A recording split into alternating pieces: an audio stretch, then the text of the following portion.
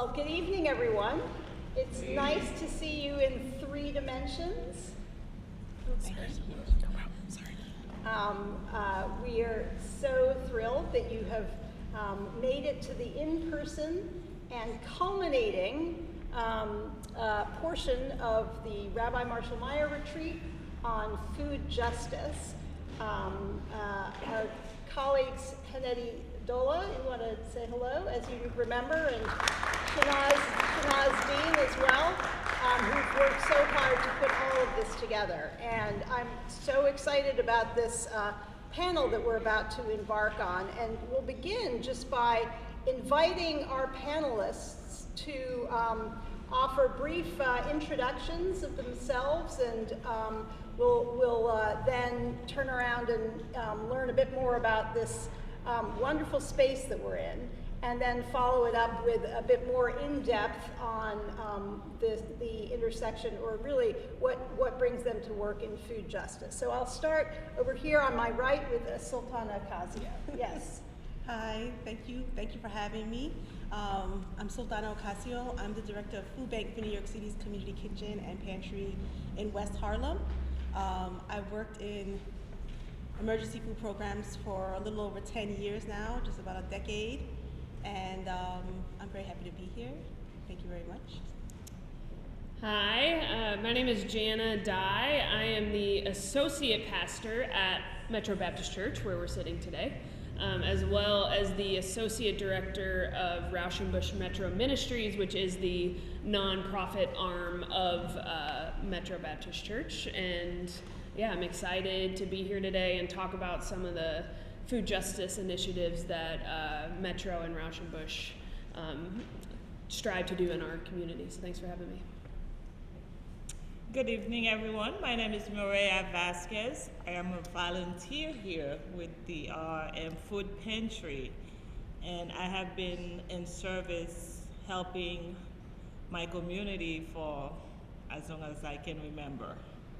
So I'm happy to be here and answering your question regarding what we do here every Saturdays and helping our community with this seismic issue, which is food injustice that the city is facing.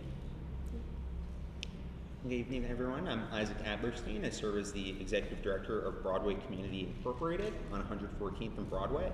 We are a 42-year-old human service agency located right across the street from Columbia that serves people experiencing homelessness and hunger through a broad range of services, including the soup kitchen, food pantry, on-site medical services, shelter, and much more.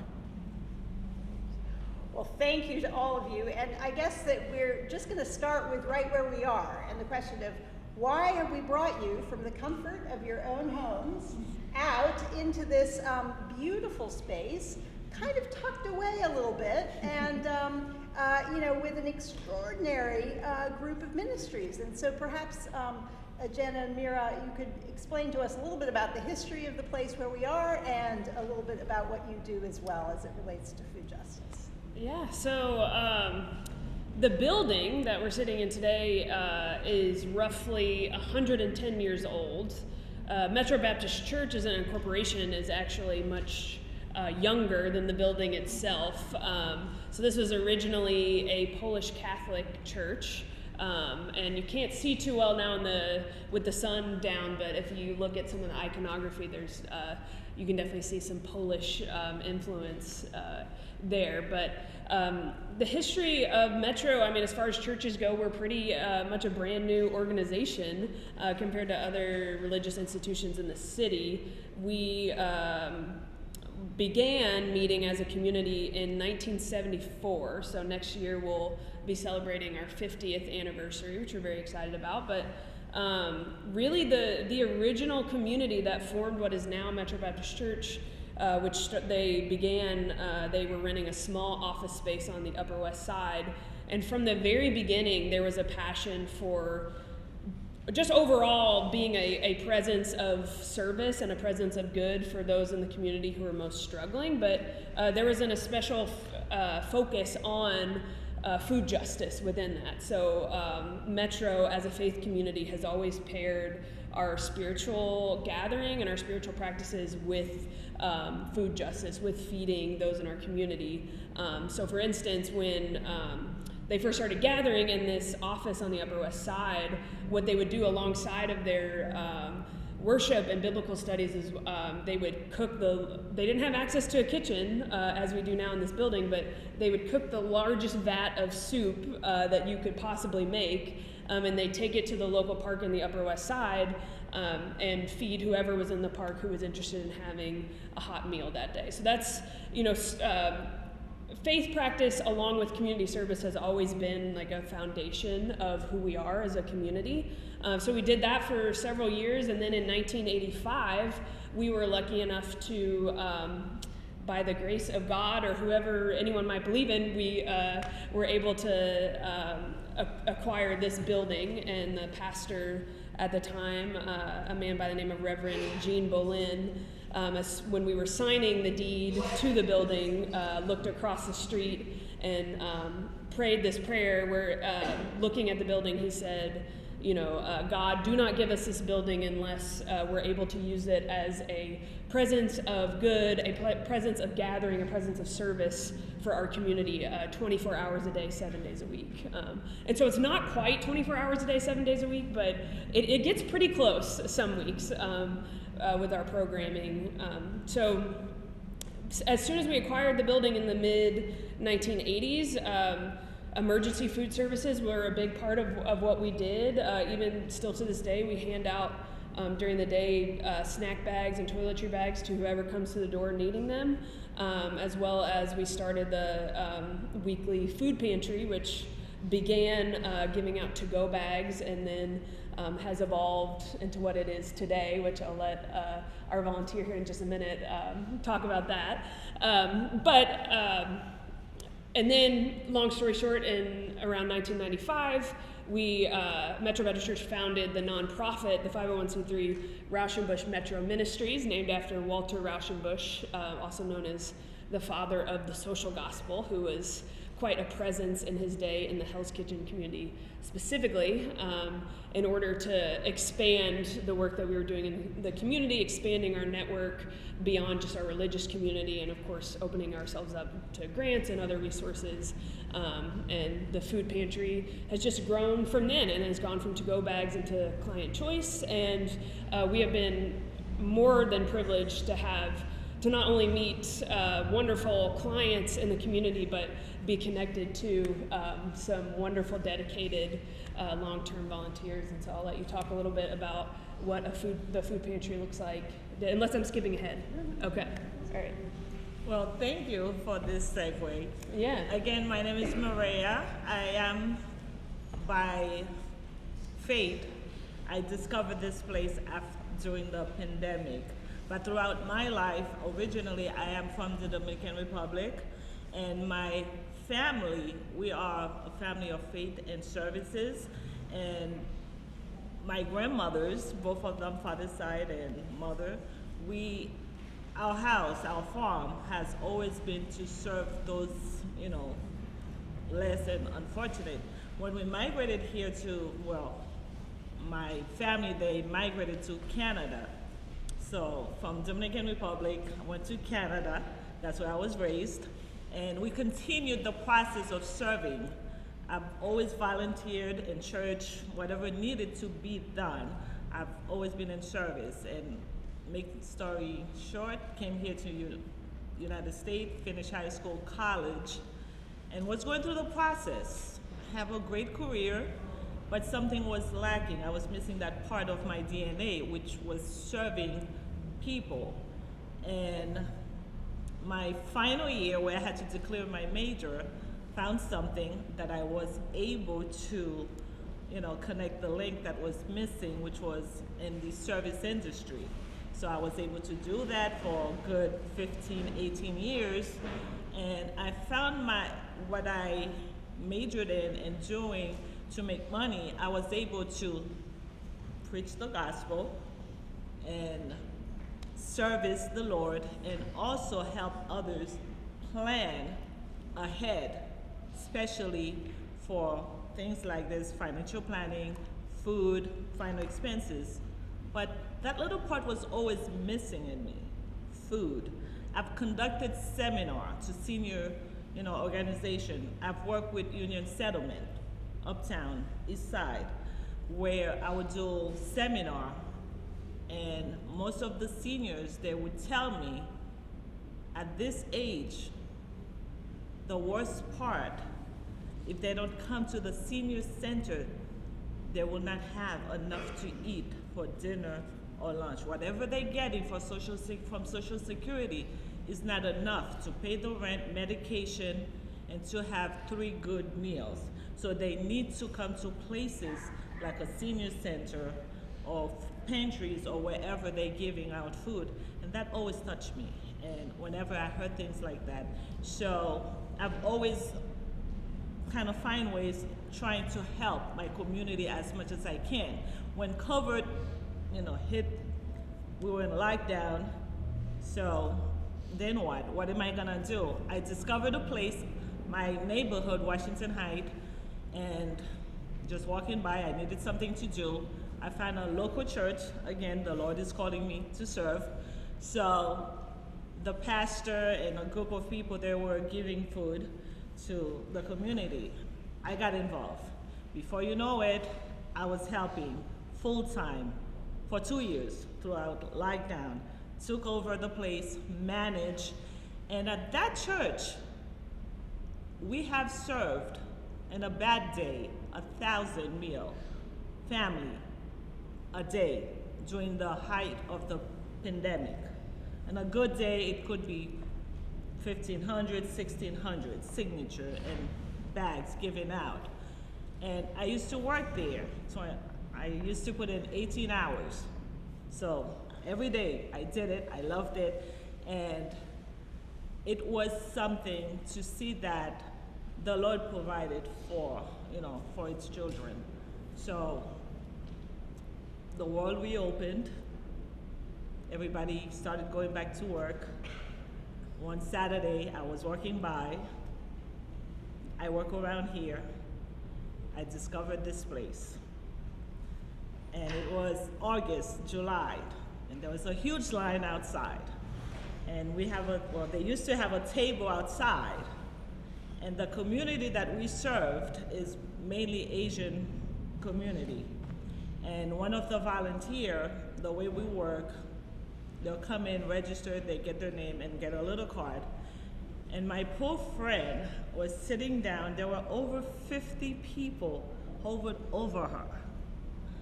And I'm passing by and I'm asking, what is going on? And people, oh, it's a food pantry. And I'm like, oh, I'm done with that. I'm going back to work. And I could not, the picture, what I saw, I said, no, I gotta get involved. So I walked over and I said, Margaret, what's going on? She said, oh, I'm trying to register these people. I said, can I help? She said, yes. She didn't know me. I was like, I got in front and I said, back up everyone. So everyone, please get behind me and we're gonna go one by one. You need to be, line back behind me. So long story short, last year in August, I started volunteering here, and let's say on a bad Saturday, we would feed about 350 families that would walk through the door, but most of those families, they're not only picking up for themselves, they were picking for a family of 2 or 3. So if we have 350, if we give out 350 numbers, probably that means 400 to 460 families that we would feed on a Saturday. And that is client choice. They come in and we help them registered outside. They come in here, get registered, get their appointment, go downstairs, and they go shop. And not only that we help, we also have Asian, retired, disabled people, and everyone gets served. We thank the Lord, we have never had to turn away anyone because we didn't have enough to feed or to give away. But it's been a pure blessing for me. And finding this place again when I thought I had retired from food pantry because I was going back to work, and the Lord said, no, you're not done yet. We had this place for you. And again, I found another place that I'm volunteering as well, doing the same thing. So I don't know whether this is what I'm supposed to be Yep, doing. perfect. This is perfect. So thank you, thank you, thank you, thank you. This is really great. And I also want to hear, Sultana, you've been working in a food bank situation. So maybe can you explain to us a little bit about what are the different models of food distribution? Like we've just heard one model, and you are fully engaged in a different. And what happens? How do you adapt if circumstances change? Well, so I'll give sort of an overview of what a food bank is and what a food pantry is. And a lot of people use those interchangeably. So Food Bank for New York City is essentially a distribution point. So in Hunts Point, in the Bronx, there's over 90,000 square feet of dry storage or room temperature storage and cold storage, and a fleet of about 30 trucks. So if you see a truck, a white truck with an orange Food Bank for New York City, that's one of the Food Bank for New York City trucks. What we do at Food Bank for New York City is we distribute that to all of the food pantries. Well, not all of the food pantries within the network. So a food pantry will receive food from Food Bank for New York City, some of it at no cost, some of it using grants coming from the city, from the state, and some from city discretionary funding. So Private in different types of funding. So those soup kitchens and food pantries, like the ones represented here, are often getting food from Food Bank for New York City. And Food Bank for New York City distributes millions and millions of pounds of food a year. I don't want to misspeak, but I think it's about 100 million pounds and about 22 million pounds of fresh produce. So that's Food Bank for New York City. Now, Food Bank for New York City is in the business of distributing food out to member agencies. So each member, which is a soup kitchen and or food pantry, also has a representative from Food Bank who helps them out and is sort of like their representative. And we call them coordinators. And I'm just going to call out Jonathan, he's here today, one of my colleagues. He's one of our coordinators. He's mine, by the way. Oh, yeah. And so we're offering technical support. Sometimes we have grants to give as well, operational support grants, as well as just the food itself.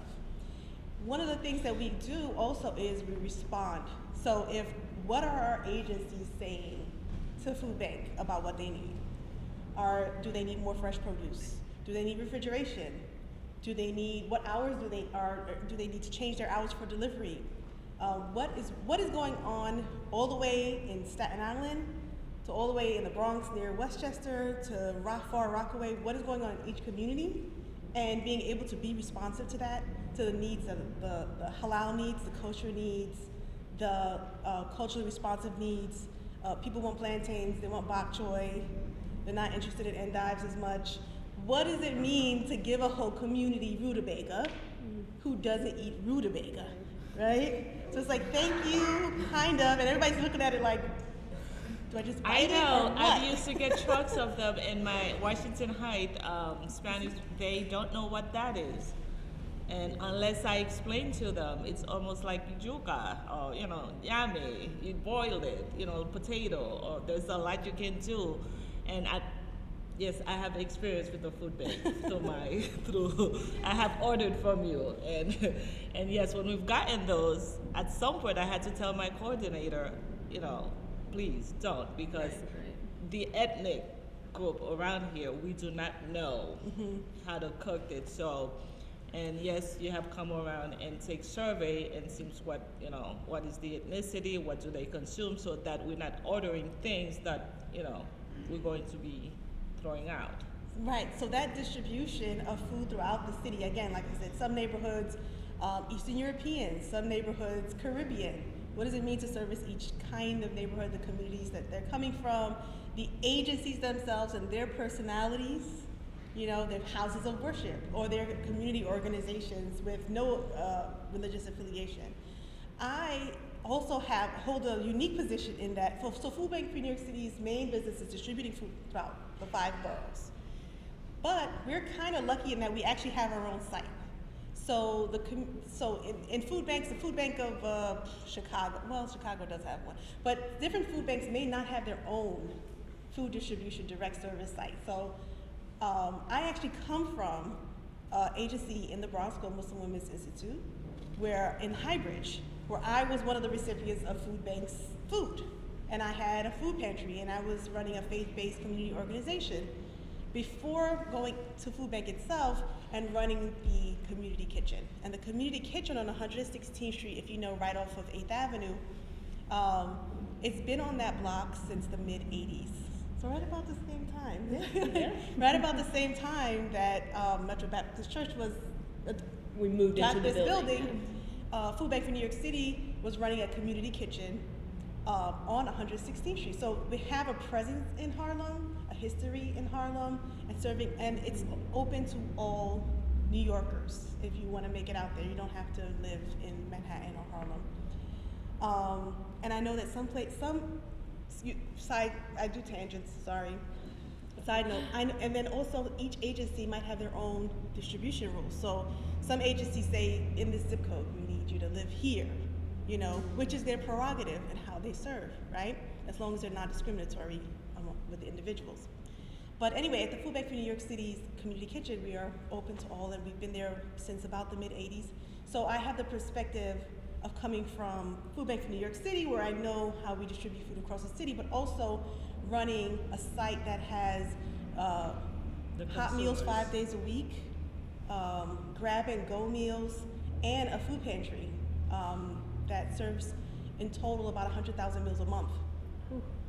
So so ask me whatever you want, No, thank you so much. And then I want to make sure that we also get to Isaac and hear a bit about what Broadway Communities is and does, and a little bit about your history as well. My personal history? No, any kind of history you want to give us. I could go into it because it is related. Okay, yes, then go for it. Absolutely. So I've been involved in homeless service work for about 8 years now. I became involved actually in high school. So I'm one of the younger executive directors that you'll meet. I'm in my mid-20s. And it was when I began coming into Manhattan regularly that I saw homelessness and hunger on such a large scale.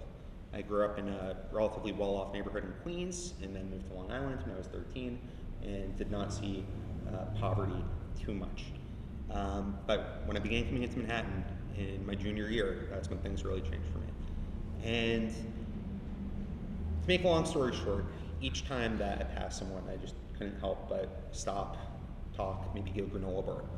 And I took a post-high school gap year, which I was very fortunate to do, and I was working in Manhattan during that year. So I was passing through Penn Station every single day. And I would stop in the Kmart in the Long Island Railroad section of Penn Station, if any of you are familiar. And I would get a loaf of bread and some cream cheese, and I would make sandwiches. And I would make sandwiches at work, distribute them on my way back from work. And I was really, really passionate about this. And one day, I met a lady outside of Penn Station, gave her a sandwich. We had a lovely conversation for about 5 minutes. Her name was Lisa. I shared with her my name is Isaac. And I still had to catch my train. I said, Lisa, it's been great talking with you, but I gotta go. And she said, hold on, there's one last thing I gotta show you. And she pulled out a cell phone, and she began videotaping me and asking me some really intrusive questions. And as an 18-year-old, I was particularly startled. So I went home, I told my father what had happened. My dad said, Isaac, it's excellent that you have this passion and that you want to serve people in this capacity, but realize when you're doing it like solo vigilante style, you're gonna run into some potentially unsafe situations. And you're probably better off contributing your energy to an organization that does this kind of work. And that led me to really find the largest soup kitchen out on Long Island. It's called the IN, the Interfaith Nutrition Network. I ended up spending 5 years there volunteering at their soup kitchen, ultimately moving on to case management and then joining their staff. And when I first had that interaction with that lady, Lisa, and I think this actually comes back to faith a little bit, when I had that conversation with Lisa, I considered it to be just a terrible thing that had happened. I was this young, passionate guy that really wanted to give back, and this lady had scared me terribly. And I was paralyzed for a little bit. And I look back at it today, and all the places that it's led me, and it's like the greatest blessing that I've ever received. It really is. that lady, I feel like, was just an angel in the flesh, honestly. So I joined Broadway Community 2 years ago. We, as I mentioned, have a number of services, including a shelter program, on-site medical services, a life skills program, but our flagship program is really our 4-star soup kitchen, which has been around since the early 80s, which isn't a coincidence because a lot of cuts to the social safety net happened then. It's all about the 80s. Yeah. It's all about the 80s. Started in the 80s. But our philosophy has always been about abundance and about quality. So we employ a professional chef who makes each and every meal from scratch, from fresh ingredients, and to make sure that the food is tasty, that it's nourishing, that it looks good, that it smells good, that it's food that people actually want to eat. And that's been our philosophy since we were founded. So we put a great emphasis on the quality of the food, not so much on the quantity, although we never turn anyone away. We serve about 4,000 meals each month through the soup kitchen. This year we're on pace for roughly 50,000 meals, and our food pantry serves roughly 900 families not each month, but each quarter, about 900 families come through our doors. Well, that's so helpful to give us a little bit of a lay of the land. And I'm going to ask just one more question before we turn it over to all of you. And it's a question that I want to make. We're so glad to have Anna and Power here, who is one of the residents of the 19 million ministries that you do, right? So Power, we're going to give you the first response to this next question after everybody here answers, okay? On the spot. So we're going to give you that. What's that? No pressure. He can Just do start that. thinking of what you're going to say. But because we talked about it a little bit in our workshop group, but I'd love to hear in sort of maybe 2 or 3 minutes, not too long, just 2 or 3 minutes each, where you see the work you do with food intersecting particularly with migrants in the city, and migrants, and also people who have been who are hungry, who are not migrants, because those two groups have been pitted against with each other for a while. So I'd love to hear a little bit about how you see, again, your work intersecting with these issues. Yeah. Okay. So what we see in emergency food programs is kind of like the first place where you see any crisis. So before the pandemic became what we knew to be the pandemic, and things were just starting to shut down, and not everything had shut down, we saw workers set creators from Broadway showing up to get food. Wow. So as soon as there's anything going on in the news, that person's on the line. So emergency food programs have a very unique position and keeping a pulse of what's going on in a community. And I think the key thing is to be mindful, watchful, and responsive in those instances. So right away you're seeing Ukrainians, where you don't usually see Ukrainians. Oh, okay, Venezuelans, Senegalese coming in, and just because you saw the newspaper, oh, it's a migrant crisis going on. So I think the key thing is for us who are delivering direct services to keep our eyes open and be able to speak and use our voices to say what is being needed, because we're seeing it immediately. So we have our finger on the pulse. And for Food Bank for New York City, that means listening to the agencies and what's going on. Like I said, as far down in Staten Island, to the Bronx, to Far Rockaway, what is going on and how can we respond to it? Yeah, I mean, I would totally echo much of what you said, in the fact that any emergency services that we offer, whatever the latest crisis is, we're seeing those people before, maybe other, that it trickles over into other social services. But I think we have a particularly front row seat to the migrant crisis happening here in New York City, given the location that we're in, where you can, walk outside and see the entrance to the Port Authority, where all these migrant communities who are being taken on buses from Texas to here are arriving there. And so it shows up in a big way in our food pantry ministry. It also shows up in our clothing closet, in our youth and children's programming, and I would say the effect is that when the neighborhood changes rapidly, you often, our goal is to serve those who are most in need in our neighborhood, and so kind of overnight, almost it feels like you're shifting the structure and the needs you're trying to meet within your programming. I know for many years in the food pantry, we're also very close to the Chinese consulate, and we have a lot of Asian community here in Hell's Kitchen, and so one of our biggest needs was always having Mandarin speakers in our programming, and now we're needing tons of Spanish and French speakers all of a sudden. So it's I think so it's the constant trying to adjust within our staff and our volunteer requests, and trying to fit our inventory and our services to whatever the needs are. But I would say in the last year or so that has been a sudden and unexpected shift, and I think we're finally kind of starting to get to the point where we're adjusting to that as best as we can. But it's hard with the city changing the legislation sometimes day to day too. The 60-day rule coming into place and all that. I think and Power will speak to this in a minute, but we're always kind of on our toes, like ready for what's going to happen next. But yeah, it's been quite an interesting year and a challenging year, and but also a privilege to be able to have a space that's so close to where so many of our newest neighbors are being dropped off.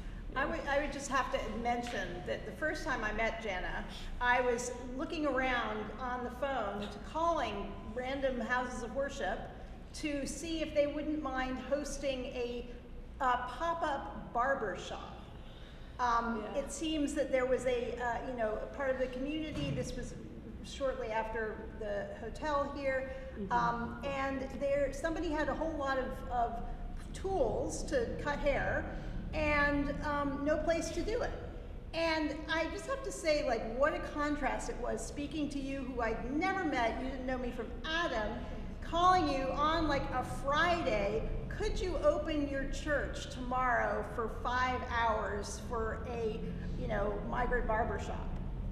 And and she said yes. And I just have to say, that is emblematic of houses of worship that have these incredible ministries, is they're often the ones that say yes when every reason under the sun is not to, right? Yeah, and we're still finding hair. Yeah, still finding hair. Months later. Anyway, just had to, yes, thank you. Thank you. Okay. Well, from my perspective, I've seen the increase.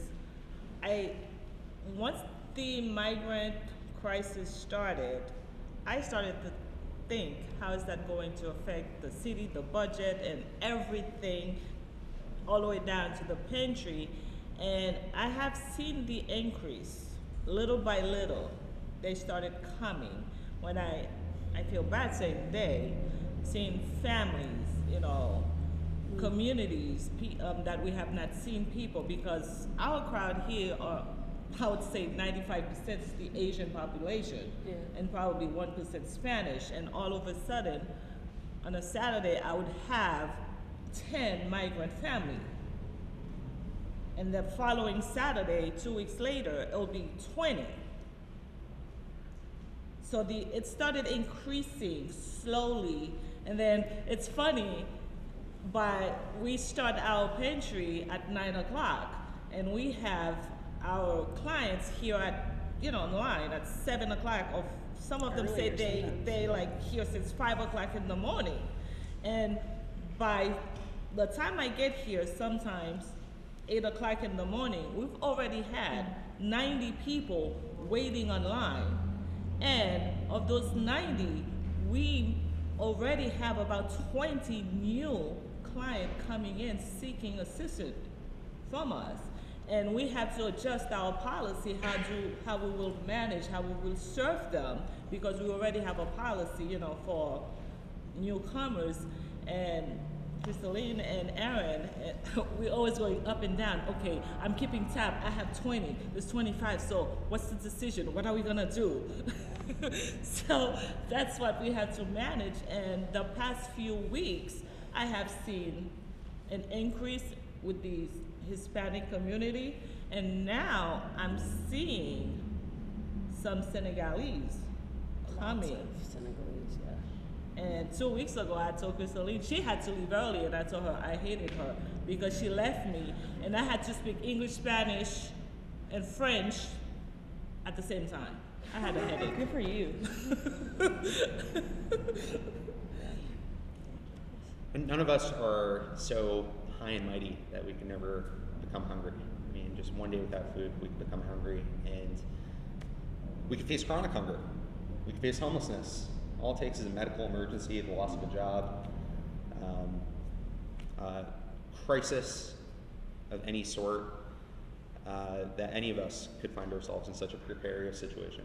So I think we just have to build systems that are better at adapting to those crises when they arise.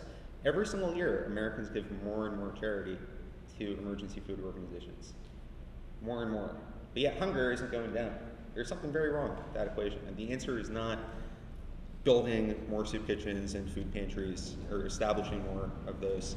The answer has to be legislation, I think. I would like to be legislated out of a job. I don't want to have to do this for my entire life.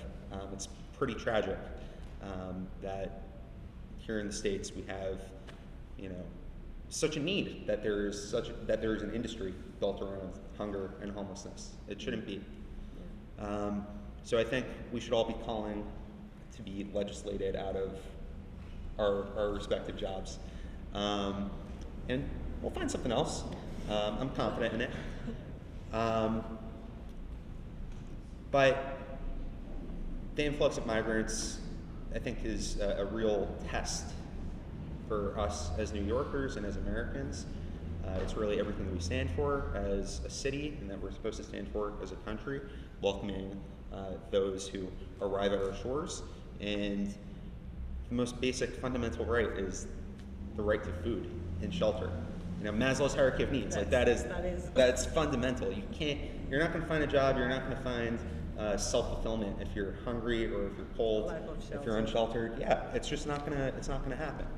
So if we want to have a functioning society where folks are, productive and feel fulfilled, we need to make sure that they can eat and that they have a place to sleep at night. And the answer to that is not more charitable food, unfortunately, from my perspective. Mm-hmm. But in the meantime, because that's going to take a long time to get us legislated out of jobs, we have to make sure that we have culturally diverse food and that we're able to accommodate people vis-a-vis language, and yeah. Thank you. So, Power, I'm sorry to put you on the spot as well, but you have seen a lot as a founder of part of this Athletes and Activists, and I'm just wondering if you have, through your own experience of working directly on the ground, any thoughts or observations about anything that we've said so far? Any questions that you have, just to kind of get us all rolling, I guess.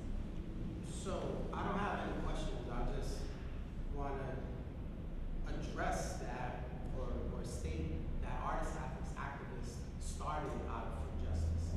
So we started New York's first plant-based community fridge in front of a boxing gym during the pandemic, after coming back from Puerto Rico and doing Hurricane Maria relief work and tapping into all of the matriarchs, the body of leaders, who we would go to and ask them who needs help, who needs what kind of food. Talk about culturally sensitive, talking about health disparities, and we would figure out how we can better serve those communities by getting that information from the body of leaders. So we would go shopping for them. And we would do that back and forth, send containers. We sent about 12 containers of food supplies to Puerto Rico during Hurricane Maria. And when we came back, we went again because there were some earthquakes in the south side of the island, and people were living in tents, and students were learning and going to school under tents. And so we continued that work, and it was always food was a big part of it, because you have to be able to nourish the mind before you're able to learn anything. So when we came back to New York City, it was right before the pandemic. So the south side of the island was hit during December and January, and we were there until February, and then in March here in New York City. So I learned a lot doing that work in Puerto Rico. So when I came back here, I started tapping into night meetings, tenant association meetings, and finding out how we could better serve the community, because they knew their tenants. They knew who lived in the projects. They knew who were seniors. They knew who weren't able to go get their own food. We started noticing that a lot of the food that was being delivered to these communities was either spoiled, rotten, or it was high in sodium. We started noticing a lot of food waste inside the lobbies. People stopped opening their doors and didn't even want to accept the food that was being presented to them. So we decided that we were going to go on social media and ask friends to donate funds so we can start going shopping or purchasing produce. And that, little by little, we started finding out about community fridges, and we said, why don't we start a fridge where it's only plant-based products, because we wanted to start giving the idea that everyone should have access to fresh fruits and vegetables regardless of their socioeconomic status. And we would do that by creating the fridges and making that a hub where people can exchange recipe ideas. A lot of the youth that were delivering the food to the seniors that couldn't come out would learn recipes from the seniors. We started doing this because we also started seeing that the seniors, when they will allow us to bring food into their apartments, we saw this whole medicine cabinet of all pharmaceutical drugs in their tables, and we would ask them questions about their health, and we start figuring out what kind of things can we bring to them that will help them to better understand that eating has a big thing to do with your health. And so all of that started out of just us wanting to help more people and asking for donations. And we're a small organization, but we're on the front line because we connect with people that are leaders in their community. And that's how we find out how we can better serve these communities. Now comes the migrant issue, or the migrants coming to New York City. Through food justice work is how I met Adlerstein, and she's formerly undocumented. So she invited me to come to the Port Authority. At the Port Authority is when I started noticing what I learned in Puerto Rico again, that you get a lot of politicians and a lot of people that come for the photo ops and they come pretend that they're gonna help people, but then when the cameras are gone, they're gone. And then you start noticing that the nonprofits or the grassroots organizations on the ground have to remain at the location, because it became more than just welcoming, now it became case management. We started noticing that we would send people to these shelters, and they would get rotten food, they would get frozen food, they were not being treated with empathy, with dignity, with respect. And then, so I caught flashbacks of when I was a child, 7 years old, going with my mom, standing on lines to get no frills, government cheese, no frills, potatoes, whatever it was. And then I would go to the HRA office and I would see how she was mistreated because she didn't speak the language, she spoke Spanish, right? She came from a migration of Puerto Rico. Puerto Ricans are also immigrants, regardless of what people want to say. Puerto Rico is a colony of the United States. People were forced to migrate here to the United States. So I had to face the reality of a 7-year-old child watching my mom getting disrespected, asking for help, but because she didn't speak English, they would send her around circles to try to get help. So I vowed when I get older and I have a platform and I'm able to help, I'm going to do that. So that's why we remain on the front lines here in New York City, making sure that the migrants that come here for help and for an opportunity are treated properly and are treated with dignity, and we're giving them care, and we're welcoming them with open arms, so that we can be an example to the rest of the city, a reminder, and to the rest of the world. Food is very important because these migrants come off of the bus hungry after not eating for 40 hours or more. They're given the Snacks. military meal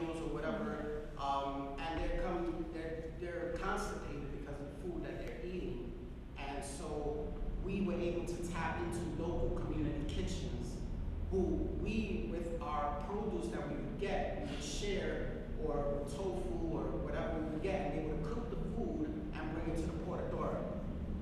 That started a whole nother wave of help because we introduced them to an issue that was happening, and now those food organizations are helping to feed people in the shelters because they know that the food that they're getting is not suitable, is not culturally sensitive. So it's all waves, little ripples that become these waves of help, and we spread love that way.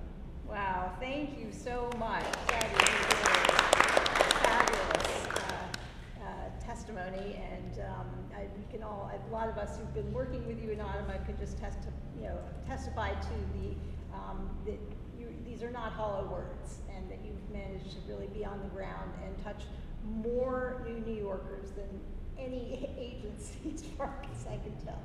So we're so grateful for that. Are there any questions either for anyone on the panel? Any thoughts? Any observations that you want to share? Question that I would pose. My name is Richard Tagg, and I will pose the question to our leadership, because you are ICNY, and that is, what is the difference? Because I've noticed that there's an evolutionary shift that's taking place over the last 6 to 9 months from an asylum seeker to a migrant. Could you explain to me what the difference is? Oh, I mean, actually, yes, but my colleague Brennan here has tried to write up a kind of flyer that addresses exactly that question. And then, Brennan, do you want to address it directly? Yeah, I can take my best shot at it. So, migrant is a broader term that can be attached to really a lot of people's situations. It could be a temporary immigration, or it could be a permanent one. So it's safe to say that most all asylum seekers are migrants, but the specific designation of being an asylum seeker is being someone who has crossed the border in an attempt to seek asylum. And there's real power in appropriately calling people asylum seekers versus migrants, because it emphasizes a couple of things. I think the most important thing to me that it emphasizes is that these individuals have a legal right to be in the United States, and that they are following the right way of immigrating, as people want to argue about. And then that doesn't necessarily mean that all asylum seekers will ultimately be granted asylum, but it does mean that they have a legal right to try their case and plead their case as to some form of discrimination or political oppression that they have seen in their home country.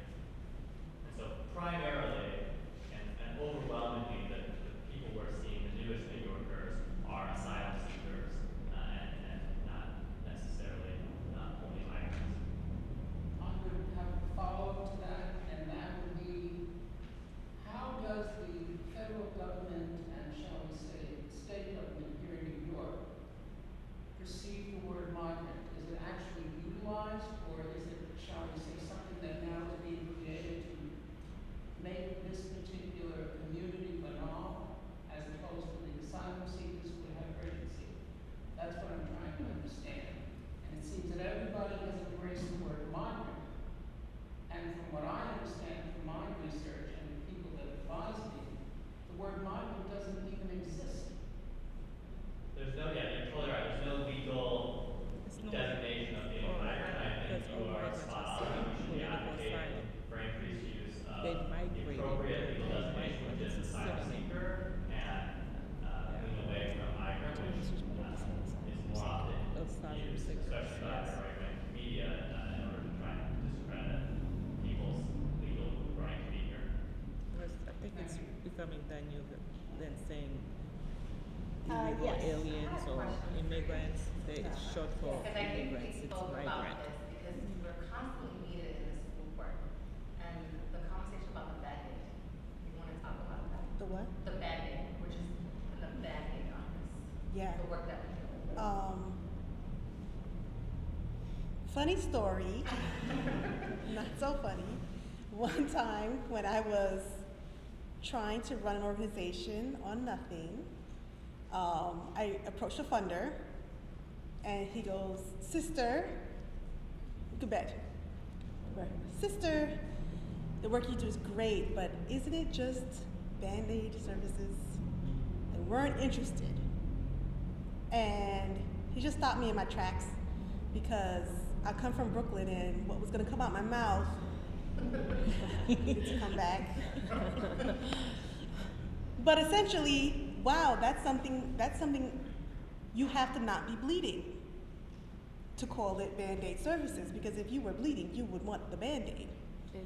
And I think it's really important, and I 100% agree with you, because the longer I'm in the work, the more frustrating it becomes to see people come year after year.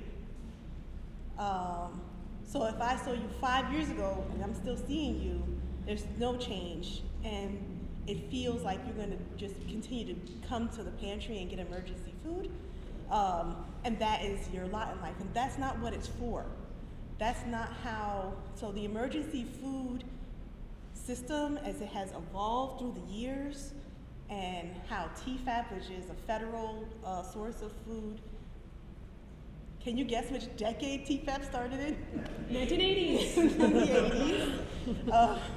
Which a large bulk of the food that had no cost goes right into food bank, and food bank distributes at no cost, all right, across the city. Sorry, I lost my train of thought for a second. But what I'm saying is that how emergency food program times evolved. A soup kitchen, right? To like full meals and like groceries for people. How we have continuously tried to like keep moving along. And when I say we, I mean like the folks who are doing direct service, grassroots people who are literally handing out sandwiches and are able to see and know exactly what's going on the ground. How many of our emergency food programs are well funded, adequately funded? How many of them are running off of grit, volunteers, 18 hours after work? That's the fuel that's running the emergency food programs. Meanwhile, the poor little director is trying to pay the light bill. And that's what is the first place that folks are getting food whenever there's a crisis. And that's our response as a society, is that's how we're okay with that. We need better legislation so that we don't have food insecurity. We need things in place. Folks want jobs. Folks want adequate housing at affordable prices, because that's one of the key contributors to food insecurity in New York City. But in the meantime, we have to be supporting the people who are essentially sacrificing their health and well-being in service to their communities.